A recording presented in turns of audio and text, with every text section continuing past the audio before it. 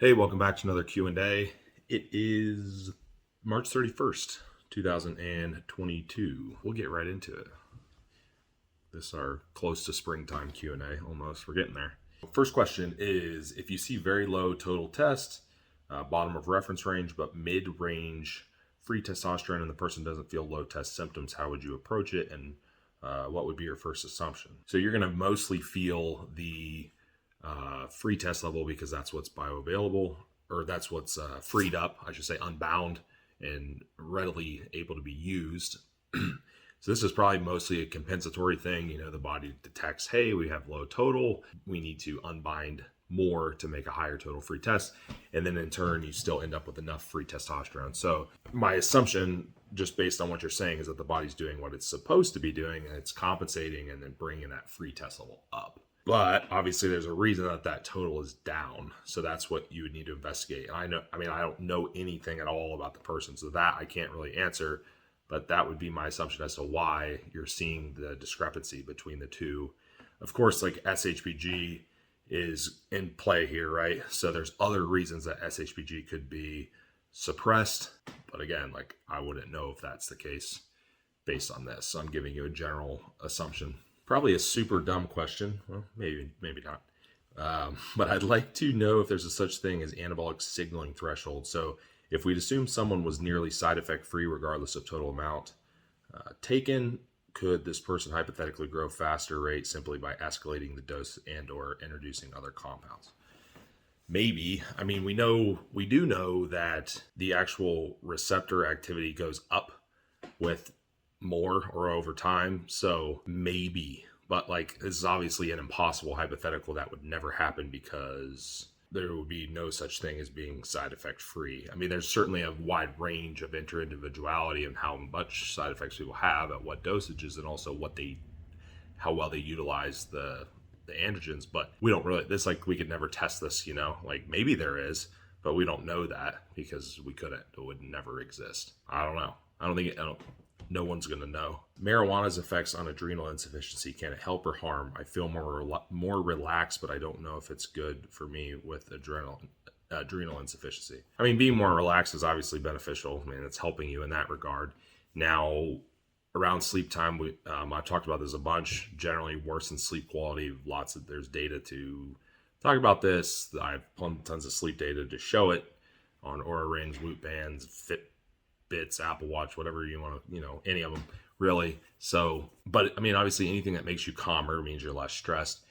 The strains that you use probably matters, and I'm not an expert in that specific area, but I'm just telling you what I've seen as a whole. But I mean, if it makes you calmer, then yeah, that part is obviously beneficial in the adrenal situation, but it depends on what you're doing around sleep.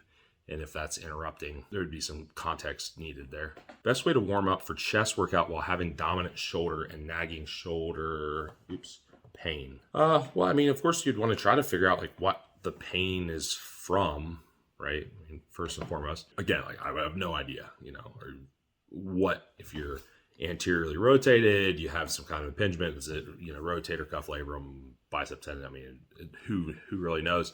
I don't. So that would be first and foremost. Is other things you're doing also irritating the shoulder, not just the shoulder workout and the chest workout? And then warming up, probably if you're having issues with pec fiber activation specifically because of the actual shoulder hurting you and you're limited, then of course maybe warming up the chest first so you're getting a better neural connection. I mean, simple stuff that's not involving the shoulder, having the scapula more back, doing something like a plate press forward. I mean, it's going to obviously move the shoulder some, but it's light. You can activate the chest, moving through ranges of motion that are going to activate the chest and not necessarily activate the shoulder much. That it might be a fly, that might feel okay. That might not. Don't know what your shoulder injury is. That might be that plate press. It might not. It might be dips. I don't know. I mean, whatever. So something that's probably low weight, more metabolic based, something that you can warm up. I don't want to use the word pre-exhaust, but I mean, it's kind of what it is. And that way you can train the fibers. Of course, changing tempos, all that jazz is going to help. So investigate the shoulder first, obviously. All right. your feedback on IF and autophagy, intermittent fasting. So I think it's fine. Like, I think it's fine to use. It can be a way to limit calories, but it's still just limiting calories, right? It's just in a window. I'm not a huge fan of it overall as like a long-term solution, but it can certainly work. Autophagies, that topic is abused because yes, autophagy happens when you fast, but autophagy is happening all the time. It's not like something that turns on and off. Like it's working in some capacity all the time. So that's really deceiving when you hear people like, oh, fast for autophagy. Well, yeah, but it's happening all the time. Fasting, I mean, fasting in and of itself could potentially have some benefits, but I would want to know, like, why are you doing this outside of just caloric control and food quality and sleep and all that? So given skeletal muscle sensitivity uptake and hyperaminoacidemia, so increased amino acid pools in the blood, is increased post-workout, would it not make sense to bias post-workout meals protein intake over other meals, like have it then instead of other meals, i.e. flat intake over other meals, but post-workout have extra, they say 20%. Also, as an add-on to this, to also ensure the meal is for a mixed meal source comprised of high nutritional value, given the promising effects seen in the sources on potentiating muscle protein synthesis. So like Cliff Notes is the timing of it. So I would say, like, what is the situation? Are you at a deficit? It's probably maybe more beneficial there because you're probably eating less. You probably have less overlap in digestion. If you're in a surplus, you're eating all the time. I mean, food's always digesting. Like you probably never fasted except when you go to bed. Like, it's just, there's always abundance of amino acids in the blood. So in that case, probably makes no difference. In the case of deficit, potentially, you might see some benefit there. So I would say, like, that context, but probably like splitting hairs to the nth degree for the vast majority of people. But there could be a context there where it would make sense if you're absolutely like demolishing every other factor. That's probably way, way, way more important. So, all right, what's the difference between, and it's the last one, adrenal insufficiency and adrenal fatigue recovery protocol? Wow. Well, I mean, they're essentially the same thing. I mean, if insufficiency means under functioning, so low cortisol, low adrenal output, stress reduction.